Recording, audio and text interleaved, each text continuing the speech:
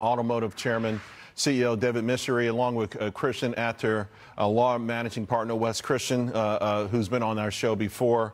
And David, thanks for joining the show. For folks who aren't familiar with it and say, well, why would we be talking about a 60-cent stock? I do want to point out your average daily volume is 274 million shares a day. You've got quite a huge following of retail investors who have fallen in love with your stock. Many of them are disappointed. I want to talk to you about a series of things, but let's begin first and foremost with this lawsuit that you have against these brokerage firms. What are you alleging here? Well, we've sent a loud and clear message to the world that we're not going to stand by and allow illegal short selling of our stock, and hopefully we can be the change that makes things different here and gets people to pay attention to what's going on, specifically with Mullen and all the other companies out there that have to deal with this on a day-to-day basis. Wes Christian, who is quarterbacking this entire lawsuit, could elaborate as to the merits of the lawsuit. Wes, without adjudicating it, the whole thing here, of course, I know that you've helped these sort of situations before. Are you alleging that these firms are doing it, or that they're just simply allowing it to happen? No, Charles. Well, first, Charles, thank you for having me back again, buddy. We appreciate it. I know this is a passionate subject for you, too.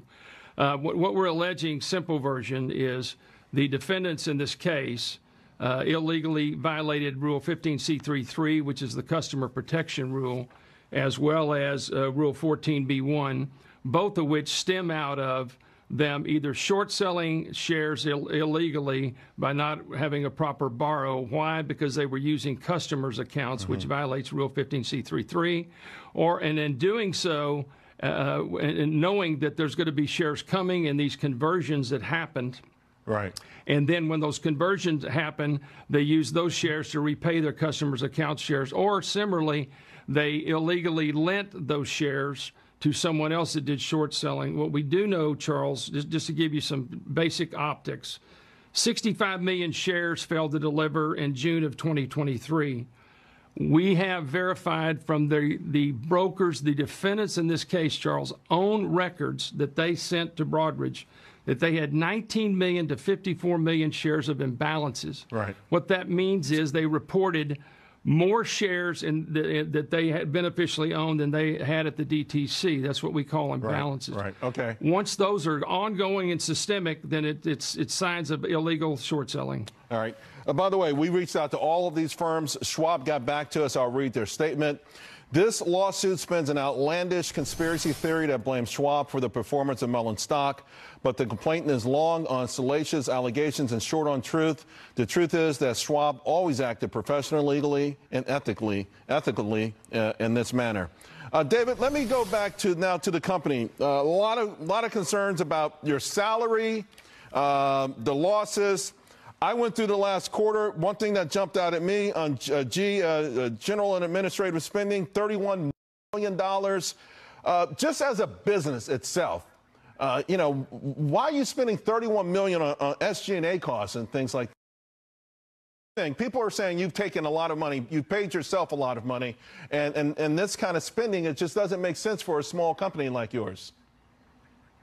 Well, in relation to let's say compensation, whatever compensation that was awarded me in my employment contract, or compensation pursuant to awards were given. And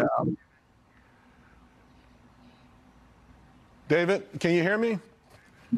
All right, you're fading out, and I've got 20 seconds. One last thing: these stock splits. Okay, I read your firm. What the firm is saying is that these stock splits were done to stay compliant with NASDAQ listings. But every time you split your stock, it becomes fodder for the shorts. I mean, when you go 1 for 25 and then one for authorized, 1 for 100, you do 1 for 9.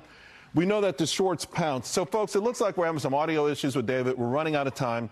We'll pick this up again. We want to go over these stock splits, which to me are just nuts. They're nuts. All you're doing is helping the shorts. We'll also talk about the role of dark pools, because it really seems nefarious to me.